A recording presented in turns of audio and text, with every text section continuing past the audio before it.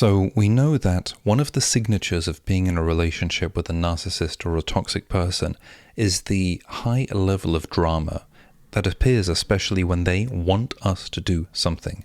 I'd like to share with you a model that helps visualize this, understand how they are playing us, how they are manipulating us, and once we understand how this game is being played, it's much easier to step out and stop playing it, and I will show you exactly how to do that. So the central part of the game is the presence of drama, and drama is created by a narcissist in order to specifically elicit a response on our behalf. The response is there because, well, most of us, sane people, don't particularly like drama. Drama is calibrated to make us respond and try to solve the drama.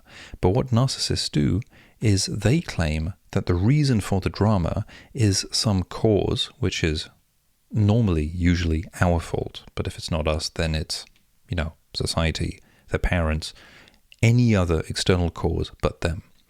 And because the cause is our fault, they've got no responsibility for it. So the model they are using is to say, you did something, therefore there is drama, and now you must do something to solve the drama. First point that I want you to remember is that in terms of the cause, they are making this up.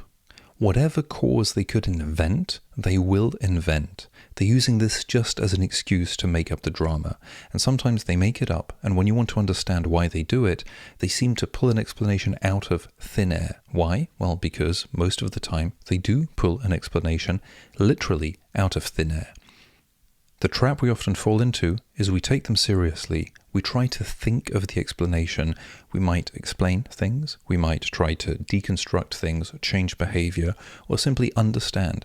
But we never get a clear, straightforward answer as to why this was a cause, why it was a problem. And there doesn't seem to be any form of closure that is coming from this kind of conversation. Because it is not really true. It is not true that because you did something or you said something, that created the drama. The reverse is true. So instead of having the arrow going from the cause to the drama, it actually goes the other way around. It goes from the drama to the cause. The drama is there first, and then it is justified afterwards by some kind of cause. Either it's there, or they are waiting for an excuse to create the drama, and they're just looking for an excuse. So they might say it's something you said, it's something you did, something you didn't say, something you didn't do, something that you should have thought of saying but you didn't think of saying, and therefore they knew that you didn't think of saying it, and therefore that creates the drama, or something that you should have said that you would have done but you didn't say that you were going to do it. It just gets confusing. The whole goal is to create more drama and lose you. They might even blame it on the squirrel outside of the window. It changes nothing. So the first point is, don't get trapped into debating the cause. Don't get sucked into it. Don't get guilt-tripped, especially if you're feeling guilt-tripped or you're feeling ashamed, then this might be a sign that you're being manipulated, unless you really did something objectively from your own values that makes you feel terrible. If they're making you feel terrible, that's something very different. If you knew beforehand that you did something that really goes against your own values, that might be a different picture. So we've got this model. We have the cause, we have the drama, we have the response. Remember, the goal of the drama is specifically to create the response. They want you to react a certain way, and they will sort of calibrate the drama until they get the reaction that they want. And usually the way this works is simply because not everyone enjoys drama. So most of us, when we're in a relationship and we want things to work out, we want things to be light-hearted, peaceful, positive, have mutual win-win. So if there's drama, we want to solve it. And what they do is they basically say, the way to solve it is for you to respond exactly the way I want you to. If you don't respond this way, drama will continue. So what's interesting here is they are creating the cause out of thin air, and sometimes they actually are creating the cause. They are creating the drama, but then they want you to respond to the drama in a specific way. The goal isn't so much, let's solve the thing that is at the heart of all of this tension. The goal is, if you do X, then all of the drama disappears. at least for now.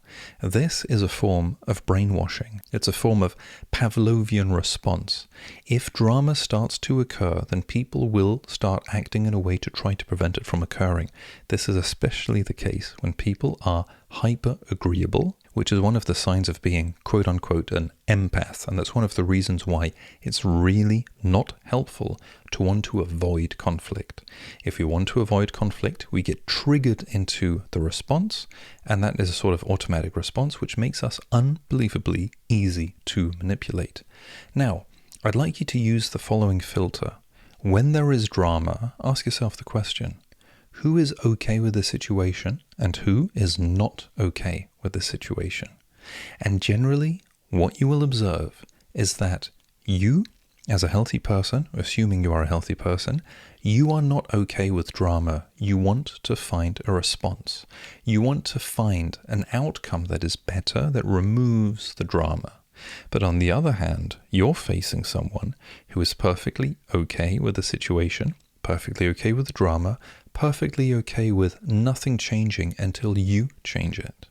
In a healthy situation, both people will be investing themselves to try to improve the situation in an honest, transparent fashion. Both might be individually going to see a psychologist and maybe also seeing a couples therapist.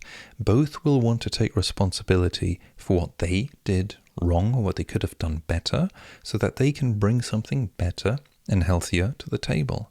But when one person is sitting in the drama with a smoke on their face, pointing fingers, and constantly with the threat that this is going to go on as long as you don't give me what I want, well, you know in this case the person is okay with drama, they're okay using drama in order to elicit responses, and that is a form of manipulation. So what can you do about this? Well, it really is quite simple. The goal here is to create drama so that you respond. So what you do is you break the game. When drama occurs, instead of moving on with a response, you stop. You pause, you breathe, and you observe. It is not solely your responsibility to calm down someone throwing a temper tantrum. It is not solely your responsibility to try to solve a situation of conflict. You are perfectly allowed to sit, to breathe, to observe, to think, to consider, and to simply not engage. If you don't engage, look at the response.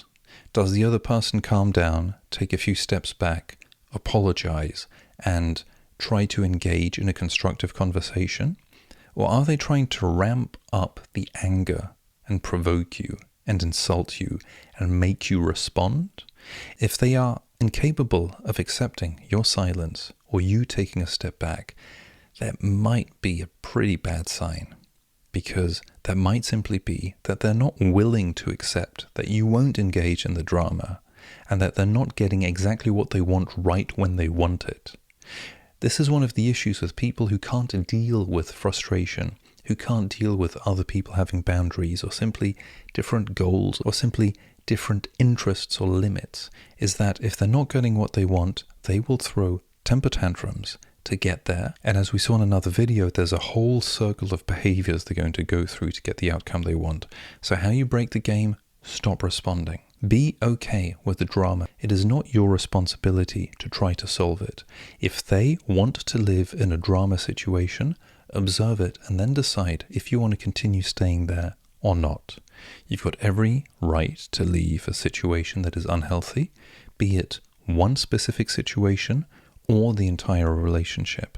The main thing is, when you are starting a relationship, pay attention to this, that there is some tension is healthy, that there is some negotiation and two people contending with each other is healthy. It's simply a sign that we care about things and we have two different points of view and we try to work it out. But one thing is when people want to work it out to find a solution. Another thing is when people pluck drama out of thin air. You don't see it coming. The excuse doesn't really make sense. And when you want to dig into the specific dynamic of why was this a problem and how did we get there and how will we talk about this? And they sort of obfuscate this. They don't want to talk about the specifics, or it seems not really that important, or you're not really sure why you're arguing, or you're trying to elicit some kind of understanding and it's not working. That's a bit of a red flag. Generally, a healthy person would be thinking, this was an issue for me. I'll try to understand why. Let's talk about it. Let's try to avoid it being an issue in the future. But when people don't want to avoid things being an issue in the future, maybe that's because they're not interested in things not being an issue in the future. And if that's the case, it might be a wise idea for you to consider what kind of future does it seem like you will have in store with this person.